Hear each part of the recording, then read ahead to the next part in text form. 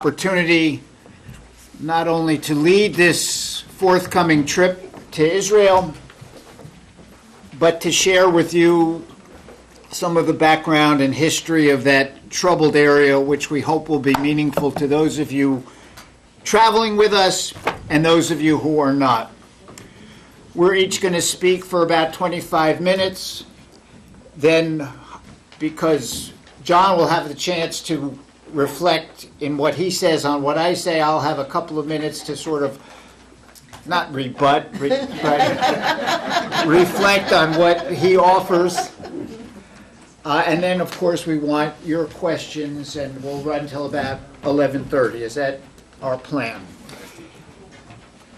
I think that the first question I was asked is about the election. That's really next week's topic, but it's very current and it's contested.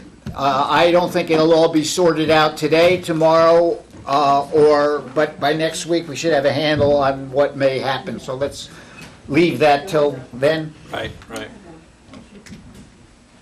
And I did hand out a sheet with questions, frequently asked questions, and most of that has to deal with next week. But if you were to ask me, what do I really need to know? Because today, our historical background, going back to the beginning, is crucial, in my opinion, but not of immediate concern to so many of us as we deal with the political realities today. So that is very important. Some general comments, overriding comments. Number one, to consider the conflict in the Middle East, it's very simple. Two peoples want one piece of land. It boils down to that. Beyond that, it is so exceedingly complicated, and the hope that we will solve it or that the world will solve it anytime soon is quixotic at best. And living with that kind of uncertainty is so hard for us because we educated Americans, and I put all of us in that category, are used to compromise, critical analysis, careful listening, and those basic assumptions of our lives are just not present among many of those who are directly involved in the Middle Eastern conflict. So I ask that overarching everything we say, you keep that in mind. I also want to, public service announcement, sorry. This is just off the press, my latest book, And Often the First Jew. I don't even have enough to give to you or sell to you today, but you can buy it on Amazon. I recommend it. Read it. Review it on Amazon. Recommend it to your friends. It's about what Vicki and I have done these past 4 years in Germany. It's titled And Often the First Jew because in many of the churches where I speak in Germany, the people who are in the pews have never seen a living Jew before. Anyway. By the way, everyone should know you can download it from Kindle. Kindle, absolutely cheap. and Amazon too. But I don't want to take time with it today, but I am excited about it. It just came out like the day before yesterday, so forgive me. I do recommend, and very seriously recommend, that you go to my blog, Finding Ourselves in Biblical Narratives, all one word.com, and where you have the search button, type in Israel. At least 10 essays will come up. And I hope those essays, while certainly from a position of love and support for Israel, reflect legitimate criticism of Israel. And you will find that there. And you will find criticism of Israel within Israel in the same way that you find it, perhaps even more so than in the American Free Press here today. And I hope my blog posts reflect that as well. Can you repeat the name of the blog again? Yes. Finding Ourselves in Biblical Narratives. I don't know what I was thinking when I chose that name. .com. Just go down on the side where you'll find a search box, type in Israel, and as I say, several essays will come up which reflect, and I think honestly, well, I wouldn't have written it if I didn't think this, worthwhile on what we're doing. Does everybody have one of these? Good. Okay. So the question becomes where to start. And the more I thought about it, the more I concluded we have to start at the beginning. Because the connection of the Jewish people to this tiny piece of real estate absolutely, positively goes back to the very beginning of our story as a people. And that takes us to the book of Genesis. There are those, unfortunately, in the world who deny that there is any historical connection of Jews and ancient Judaism to Israel. To refute that ridiculous claim, I'm going to cite one fact. Or no, I'm going to ask you. Who can tell me? I'll buy you a falafel on the trip if you can tell me. How many times the word Jerusalem is mentioned in the Hebrew Bible? Yes? Oh, I was just going to say 0. 0. Okay. 1 vote for 0. Any other candidates? I'm not going on the trip. Time's up. I'm having the falafel myself. 643. For a place to which our people supposedly had no connection. Give me a break. The premise of the book of Genesis, and again, as we've talked about in other classes, I am not a biblical literalist. I am not going to say God promised us the land and that's it. But I am a believer that the Bible reflects very, very accurately the heart, soul, desires, and longings of this ancient people. And I always have to ask myself a question. If the Bible, or Genesis, is the beginning of the story of the Jewish people, which it is, and if Genesis has 50 chapters, which it does, and if Abraham is considered, along with Sarah, the first Jews, which they are, why don't we read anything about them until chapter 12 of 50? So if you were teaching a class and I was writing a paper for you, and I didn't get to the subject until the 12th page of my 50-page paper, I think each of you would have a big red marker that could say, get to the point. And so the question is, why don't we see Abraham until then? And the answer, I think, is this. We have in Genesis a story of creation, which makes no claim to be historical or scientific, but which does set out the overarching outlook that underlies everything we do and believe as Jews. Number 1, however the world was created, God was involved. Number 2, however the world was created, it was no accident. It was purposeful and meaningful. Corollary, our lives have purpose and meaning. Number 3, we human beings, the only creatures created in God's image, are the ones in charge of and responsible for this world, and God's charge is that we use our talents to make it the most just, caring, compassionate place that we possibly can. And 4, Shabbat, a day to step back and reflect on the purpose and meaning of our lives. And I submit to you that that agenda is absolutely in contradistinction to every agenda of every creation story, and there are dozens and dozens and dozens that ever appeared before Genesis.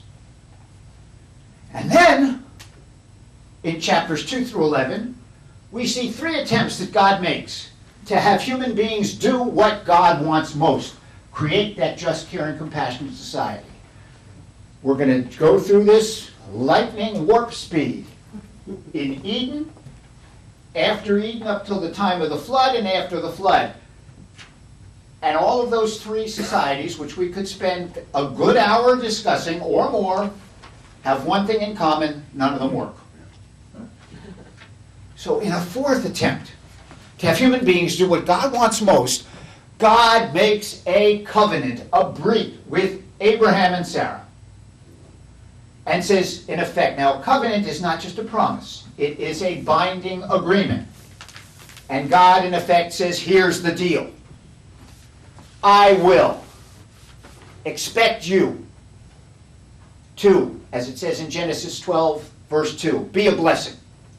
As it says in Genesis 17:1, follow my teachings and be worthy of them as best you possibly can. As it says in Genesis 18:16 and following, it is your job, your responsibility to fill this world and to teach your children and all of those you influence to fill the world with justice and righteousness. Tzedakah u'mishpat. I cannot tell you how many times those concepts are emphasized over and over in prophetic writings, and we're going to come back to that. In return, if you do those things, be a blessing, follow my teachings, and try to fill the world with righteousness and justice, here's what I'm going to do for you. Protect you. In a general sense. Not, if I throw this microphone, please don't expect God to catch it because God's protecting you. It doesn't work that way. But in a general sense. 2, children. Major deal for our biblical forebears. God promises, God delivers. 3, permanence as a people. Even when I speak in Germany or other places in Europe, I can sell the fact that 4,000 plus years qualifies as permanent. Even if, here, of course it's permanent. And 4, the land of Israel. In other words, at the very, very beginning of our story as a people, the connection of the Jewish people to the land of Israel is established. So, if somebody asked me today, can I be critical of Israel and not be an anti-Semite? Of course! Just as you can be critical of the United States and be a loyal American. But you can't be a loyal American if you say there should be no United States. And if you try to tell me that there should be no state of Israel, given all the historical realities which will unfurl, and I admit it's complicated, then I would have to reluctantly conclude, yeah, you are. So what happens? We, of course, have our story of slavery in Egypt, delivery, and march out of slavery. But not just out of slavery to go wherever we want, but to journey to the promised land, which we do invade and conquer. Now, if somebody's going to delegitimate Israel because 4,000 years ago they displaced the indigenous Canaanite peoples who are not Palestinians, then please delegitimate the United States for what we did to the Native Americans. And after a period of disorganization, a time in the book of Judges, which is referred to a time when everybody did what was right in his own eyes, we formed a monarchy. And for the short reign of King Saul and the longer reigns of David and Solomon, Israel united those 12 loosely confederated tribes. Think back to the time when the United States was a confederacy too, the Articles of Confederation before we had our Constitution. Became a nation. And it grew to be fairly strong. Not the strongest power in the world at the time, but significant. Significant. After Solomon died, we're talking now about 960 before the Common Era, the kingdom dissolved or disintegrated into two parts. And we've discussed this in other classes. Solomon, known for his wisdom in a lot of important ways, wasn't smart at all. Because his ambitious building programs, his diplomacy consisting of marrying lots and lots of foreign wives, his descent into idolatry at the end of his life, the forced labor of the Israelites who reminisced that they were now back in Egypt as slaves. Solomon's short-sightedness led the northern tribes, those furthest away from the center of his government, to rebel, to split off, and from that day forward, Israel was two weak kingdoms. But the connection to the land, of course, was clear. At the end of the 8th pre-Christian century, the Assyrians conquered, dispersed the northern kingdom, the 10 northern tribes. They were never effectively heard from again until we hear some people who make isolated claims that they're descendants of one of them, which is very interesting and which I have no way to investigate. But they were scattered, gone. Another century and a half later, 586, the Babylonians, the reigning world power who had taken care of the Assyrians, dispatched the southern kingdom of Judah. But the Babylonians, in historical retrospect, did us a great favor.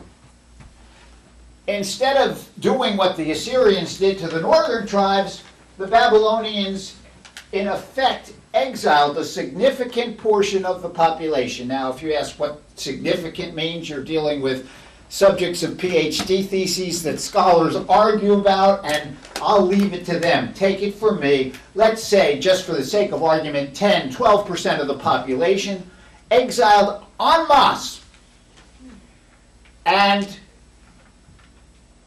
encouraged to remain a Jewish enclave in Babylon.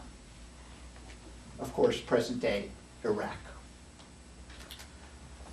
50 or so years later, circa 537, King Cyrus of Persia conquers the Babylonians, finds this Jewish enclave there, thinks that they might form a loyal bloc for him in Judea, says, you can go back, return, go home. Now, I've posed this question to you before, but I think it's worth doing again. Imagine your grandparents came to this country from Ireland, Italy, Russia, Germany, I don't care which. They came most likely because conditions where they lived were harsh. They probably came with very little, and let's assume they arrived, they struggled, they worked hard, and 50 years later they were somewhat prosperous and comfortable, and somebody comes along and says, hey, it's okay to go home. I presume that most of us would say, No, thank you. I presume that most of the Jews in Babylon said, no, thank you. But some accepted this offer. They returned, and they began slowly to rebuild a society now not under the hegemony of kings, but of a priestly class, an office passed legitimately from father to son, and so Judea continued. Really, with certainly some historical interruptions, particularly about 300 years later during the time of the Maccabees, until the Romans came along and destroyed the temple in Jerusalem. Now, our prophets always insisted on the conditional nature of that covenant that I outlined before you a few moments ago. In other words, your behavior places the stability of our tie to this land at risk. And the prevailing religious view, prevailing in Orthodox Judaism to this day, why were we exiled? Why did the Babylonians succeed in destroying our temple? Why did the Romans succeed in doing the same thing in the year 70 of the Common Era? The answer of traditional Judaism, which you can find in prayer books to this day, is Mipnei hata'enu galinu me artzenu. Translation, because of our sins, we were exiled from our land. Now, when Paul Van Buren, a very prominent Protestant scholar, confronted me with the question, Rabbi, do you apply that to the Holocaust? I said, absolutely not. It sticks in my throat to even consider applying that to the Holocaust. But with the perspective of time and with the belief that God should hold us to a higher standard, that became the traditional response to why did this happen to us. And when that temple was destroyed, we should have been gone. Why? The priests, who were the leaders, not just religiously, but politically and economically, out of business. The temple, God's home, our central shrine, destroyed. Animal sacrifice, our major way of communicating our hopes, dreams, longings with God, impossible. We should have been gone. We weren't. We weren't because in the conflicting array of views as to how that vacuum might be filled, nascent Christianity prominent among them, the one that emerged as, quote, the Jewish solution was Pharisaic Judaism. Now, if your only connection with the Pharisees is as the intractable opponents of Jesus in the New Testament, there is a much broader picture. Sure, they were opponents. As Rabbi Samuel Goldenthal of Pittsburgh, Pennsylvania said in a 1926 sermon, when you got two people absolutely convinced that they got the right answer to the crisis that has befallen them, it should surprise no one that there would be tension, even extreme tension. And unfortunately, there has been for most of the past 2,000 years. I thank God every day that we have come to a point in time where that tension has evolved beautifully into the type of relationship that our two congregations enjoy today. And this trip, as far as I am concerned, as its raison d'etre, has the goal of furthering, enhancing understanding, respect, affirmation. Notice I did not use two words. Tolerance, because we are way beyond that. And I did not use the word agreement, because when people have those skills to which I referred at the very outset of my presentation to you this morning, we can listen. It was the Greek philosopher, I believe, Epictetus, although it's so common that I don't think anybody's absolutely sure of the origin of the adage, God gave us 2 ears and only 1 mouth so that we would listen twice as much as we speak. But disagreement is something that we are going to do without being disagreeable. But understand that throughout all of those years of exile after the destruction of the temple, which Pastor Danner will expound upon, the longing of our people to return to Zion and Jerusalem has been ever present, unceasing.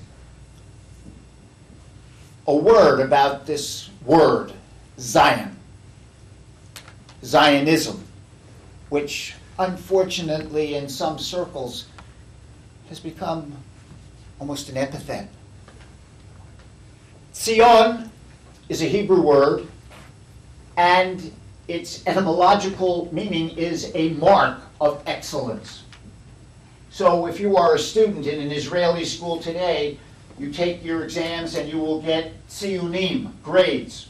The highest grade that you can get, and which I know all of you would get, is mitzuyan, same root, which means excellent. Zion means a special place of excellence. It's referring specifically to the Temple Mount. It became broadened to include all of the city of Jerusalem and then the entire land of Israel, and now Zionism is the definition of the movement to return to the land of Israel and Jerusalem. At the time of the destruction of the temple, and for most of the 1900 years, which Pastor Danner will speak about, there was this messianic hope in the religious Jewish world that when the Messiah comes, God would do 4 things. 1, end the oppression of the Jews. 2, restore a king to rule over a united Israel. No more 2 weak countries, but way back when it was when David and Solomon held the reign on a strong, united kingdom. 3, miraculously bring back all of those exiles to Zion. And of course, 4, establish that endless era of peace and harmony to which we all hopefully commit ourselves to use our talents to work in whatever ways we can today. Now, I hope it's not trumping on John's presentation to say, toward the end of that 1900-year period, there began to be a movement of, we got to do some of this ourselves. But all through the time of exile, there was this longing in our religious literature that the return will be effective. And I'm going to leave you with two quotations from rabbinic literature to underscore this general outlook. Number one, after we were banned from Jerusalem, we read in our midrashic folkloristic literature, God gave 10 measures of beauty to this world. 9 went to Jerusalem, the other was divided among the rest of the globe.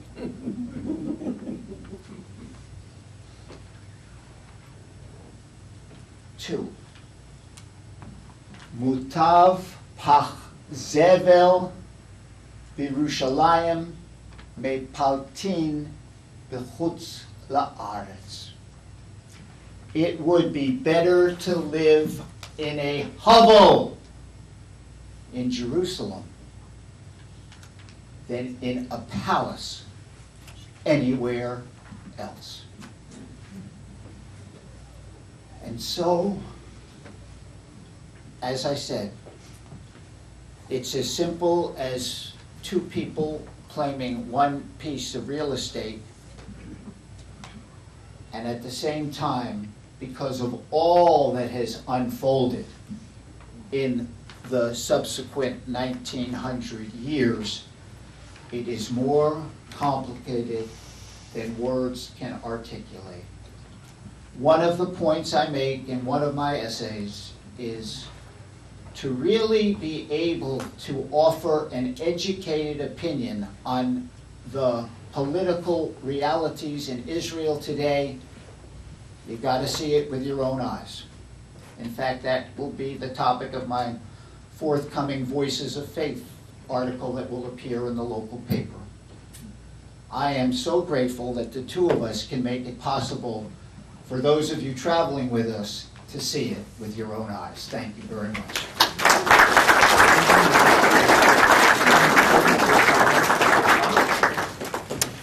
Thank you, Steve. I am very sure that my mother would say that 10th bit of beauty landed in Boston. Right, Mother? She's here back. Yeah, she's waving yes. I thought it was Sanibel. No, Boston. All right.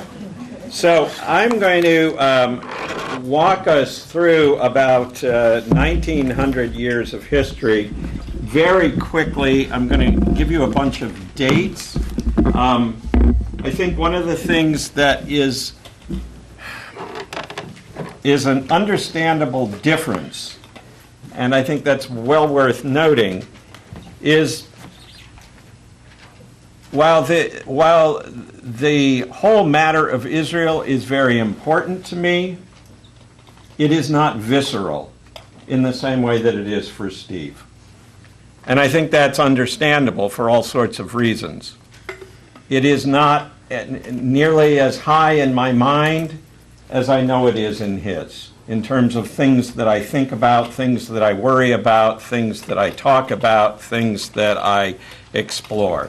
That doesn't mean that it's unimportant. It simply means it's not visceral. It's not connected to my gut in the same sort of way.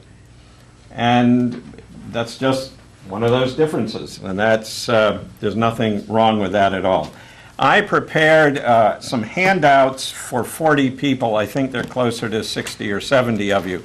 So if you are here with someone else, I would ask you to share. I've got 3 different maps for you that I think will be helpful. So for my purpose, I want to pick up at that same point where Steve left off. It actually is intentional on our part.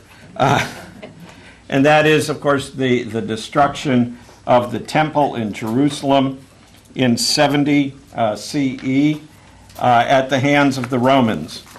And I want to note, first of all, just how extensive Rome ends up being. And what I'm giving you is a map of the Roman Empire at its furthest extent.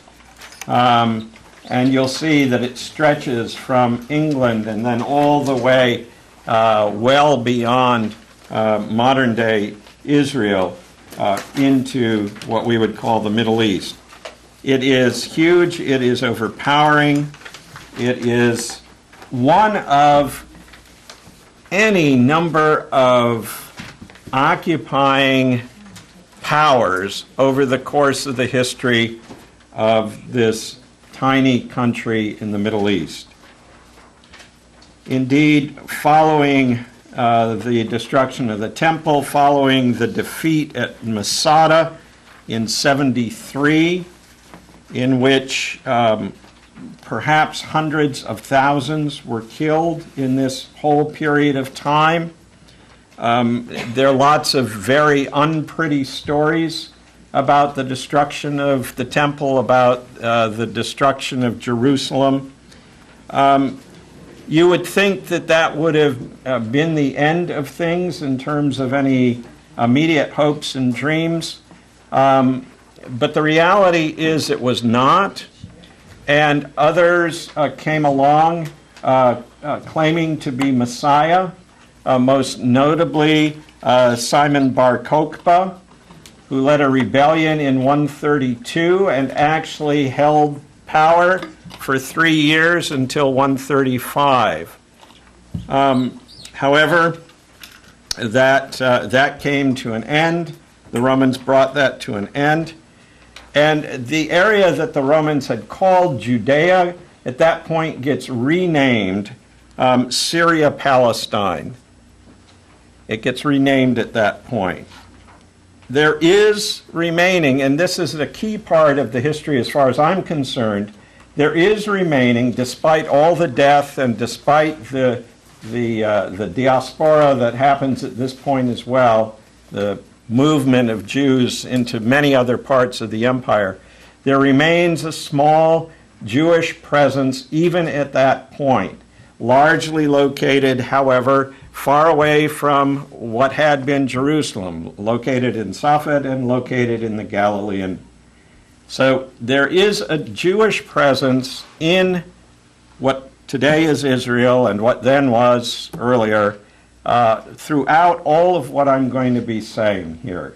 There's a constant Jewish presence, small, often very small, and very impoverished more often than not, and very much held under somebody's thumb. And that somebody changes not from century to century, it's not quite that often, but changes with great frequency. Between 313 and 636, as the Roman Empire is beginning to disintegrate, Byzantine rule takes over. The Byzantine Empire takes over this region. And it's significant to note that whereas Roman rule, at least initially, was not Christian, indeed was pre-Christian in terms of coming into the territory and taking it over, the Byzantine rule is Christian. And this is, like I say, from 313 to 636. However, that obviously does not last. A couple of things that happened within that period of time, between 610 and 614, there is an invasion of Israel by the Persians. And indeed, some Jews rose up to help the Persians because they hoped that it would provide deliverance. And there is a 3-year period of time in that 7th century time frame when Jerusalem is ruled by the Persians. The Byzantines take over again in 629. And at that time, they officially expel all Jews. Now, the reality is not all Jews leave, but there is an expulsion. And this is a story that keeps repeating itself. Foreign powers coming in, killing off all sorts of people, and throwing out the rest of them. And it is so repetitive. In 638, before then, of course, the Prophet Muhammad had begun his empire, if you will, in Arabia, and dies in 632. And it's after that that there is an expansion of the Saracenic Empire. Saracenic, not used much today, old word for Arabian. And that empire spreads. And here's a second map of that shows you the extent of its spread. And it's very early spreads into the Palestinian region, or what at that time is still called Palestine. So the Islamic Arabs take Jerusalem, and under the caliphs, they rule for 4 centuries. So this is the new occupying ruling power for 4 centuries. And the rule comes from different places over that period of time. It comes from Damascus, it comes from Baghdad, or it's centered in Egypt. So who's in charge, where, varies over this period of time. 691, an important date. Does anybody know what happened in 691? Very important date in this story. Continues to be an important part of the story. 691. I'll give you a clue. Somebody knows this, I'm sure. You just don't know you know it. It happens in Jerusalem.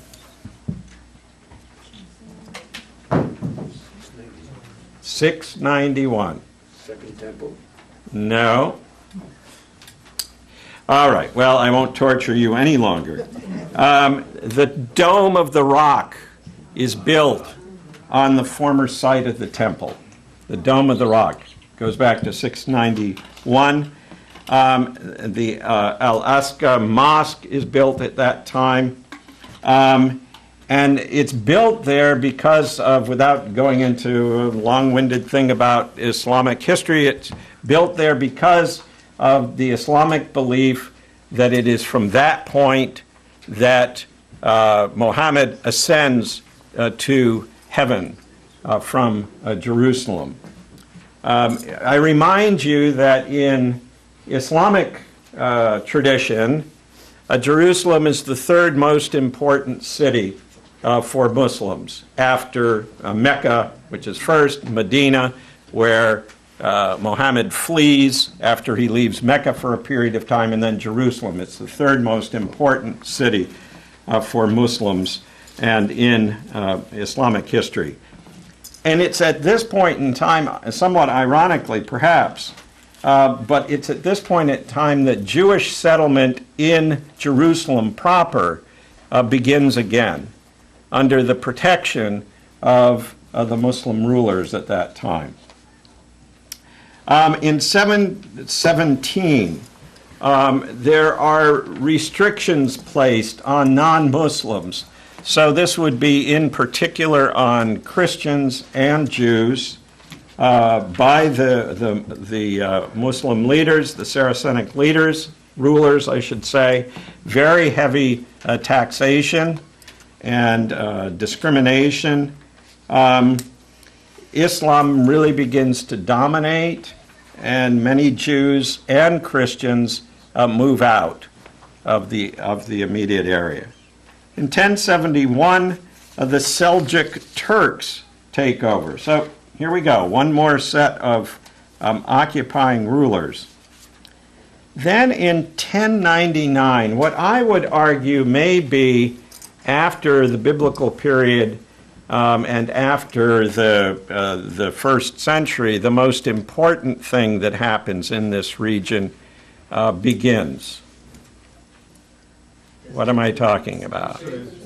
The Crusades, exactly. The Crusader period runs from roughly 1099 to 1291.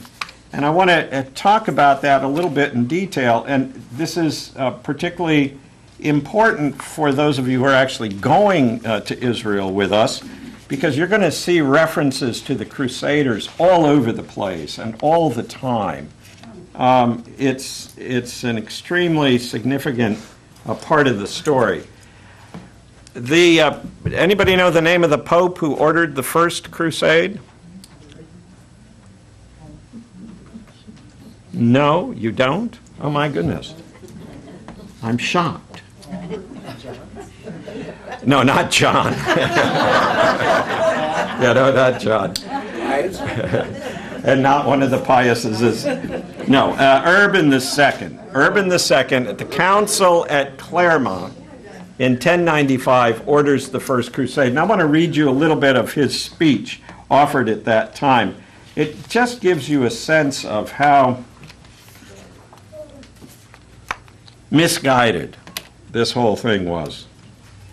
He says, addressing primarily Christian, well, exclusively Christian and primarily men of means, although, O sons of God, you have promised more firmly than ever to keep the peace among yourselves and to preserve the rights of the church, there remains still an important work for you to do.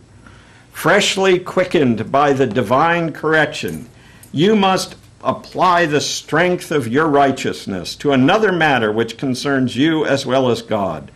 For your brethren who live in the East are in urgent need of your help, and you must hasten to give them the aid which has often been promised them.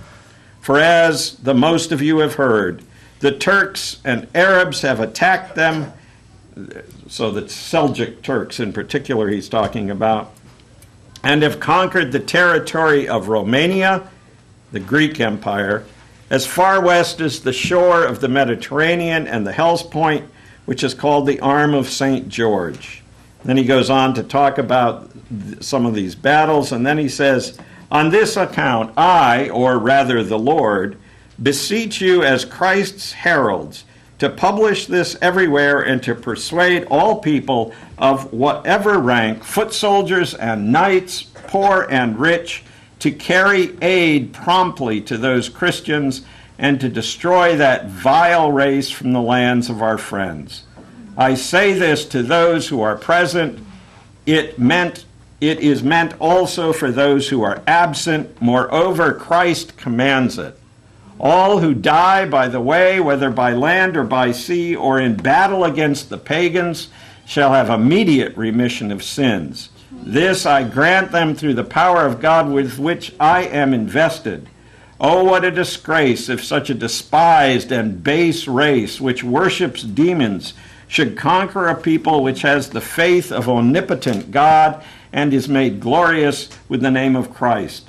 With what reproaches will the Lord overwhelm us if we do not aid those who, with us, profess the Christian religion?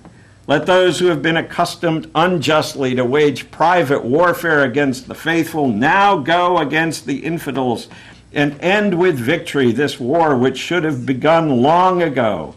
Let those who long ago have been robbers now become knights. Let those who go not put off the journey, but rent their lands and collect money for their expenses. And as soon as winter is over and spring comes, let them eagerly set out on the way with God as their guide. So, what good medieval knight could resist such a plea, I suppose? But one of the great tragedies of the Crusades, and there are lots of tragedies of the Crusades, is the Crusaders were really pretty indiscriminate in who they killed and who they attacked. And among others, they attacked the very people they said they were going to protect. Many Christians died as a result of the Crusaders, as well as Jews, and of course Muslims as well. The whole idea of the Crusades was to recover the Holy Land, especially the Holy Sepulchre, the place where Jesus was said to have been laid after his death, to recover it from the infidel Muslims. It was a way to gain remission of suffering in purgatory, that holding tank, if you will, where your sins get burned off and you are allowed to ascend into heaven. Hope for a better opportunity for landless peasants and nobles, and an outlet for warlike attitudes and urges. Let's not fight among ourselves here in Europe, says the Pope in essence. Let's go out there and take all this energy and use it against the infidels. So the First Crusade, called the Popular Crusade, led by Peter the Hermit, who it would have been better if he'd remained a hermit. Many go on this, peasants and others. It was a way that they could survive, if you will. There was very little planning or forethought for the First Crusade. They took Jerusalem in 1099, and the Latin Kingdom of Jerusalem is established, and it is run in the feudal, F-E-U-D-A-L, the feudal European style until 1187. So for almost a century, Jerusalem is governed as if it was a European city in feudal Europe. 1144, the Second Crusade is undertaken, and among other things, the well-known Christian theologian Bernard of Clairvaux. And it's a real irony that Bernard is one of the people who goes on crusade, because Bernard, if you read Bernard, his writing is gorgeous and it's all about love, and yet he was a crusader. One of those ironies. 1187, the Third Crusade, in response to the fall of Jerusalem, meaning the Latin Kingdom of Jerusalem falls, so another crusade goes out, this one led by Frederick Barbarossa and Richard the Lionhearted, who you've probably heard of. It had very limited military value, but Richard makes a pact with the Sultan, allowing for Christian pilgrimage. It's an interesting side note. You all know our labyrinth out front, right? Our labyrinth is based on the design of the Chartres labyrinth, the labyrinth that's in the Chartres Cathedral, which goes back to just about this same period of time.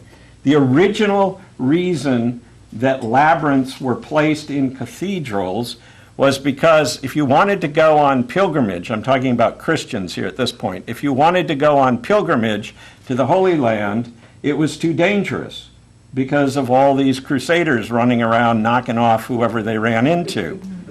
So the labyrinths were built as an alternative to pilgrimage. You would make a pilgrimage to the cathedral, wherever the labyrinth was, and then you would walk the labyrinth as if you were on pilgrimage.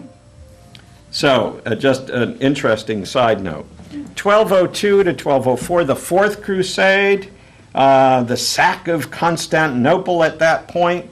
And the thing that in many ways is so infuriating and frustrating about that is, again, the Crusaders are attacking in the name of Christ to protect the Holy Land for Christ, what was a Christian city.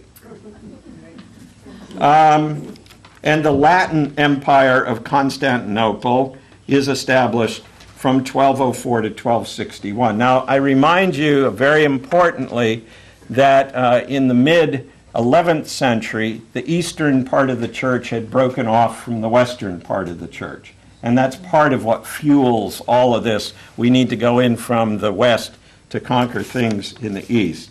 1219, the Fifth Crusade. 1228, the Sixth and the Seventh Crusades. And in fact, Louis IX loses his life in the Seventh Crusade. Are you tired? You know, this wears you out when you hear this history.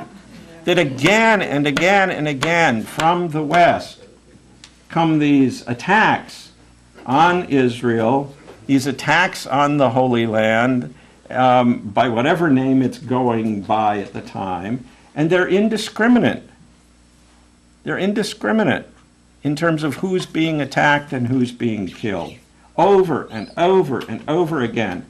And I want to suggest to you that part of the reason for the complexity that Steve talked about earlier is this long history of Western attempts to intervene. We're going to see that writ large next week when we look at the last 150 years or so. How the West has tried to intervene in the Middle East, and especially in Israel, and has just bungled again and again and again, and sometimes far worse than bungled. And the Crusades are an example of that far worse than bungled stuff.